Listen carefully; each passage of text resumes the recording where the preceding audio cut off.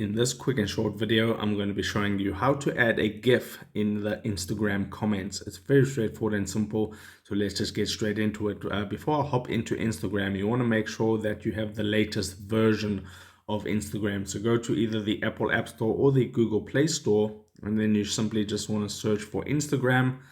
And then you can see I have an update available. So you just want to make sure to update your app to the latest version. Then you can hop into Instagram. And then for an example, I'll go to the comment section of this particular post. And then right here, you see all the comments. And then right here, you see the option that says GIF. Okay, so that's how you add a GIF. So if I tap on GIF, that's going to load up all the different GIFs that you can choose from. You can search the Giphy library to find any GIF that you want. But I'll just randomly select this one right here. And then you can see that's the GIF now added into the comment. Okay, you can see it was posted 1 second ago. So that has indeed posted.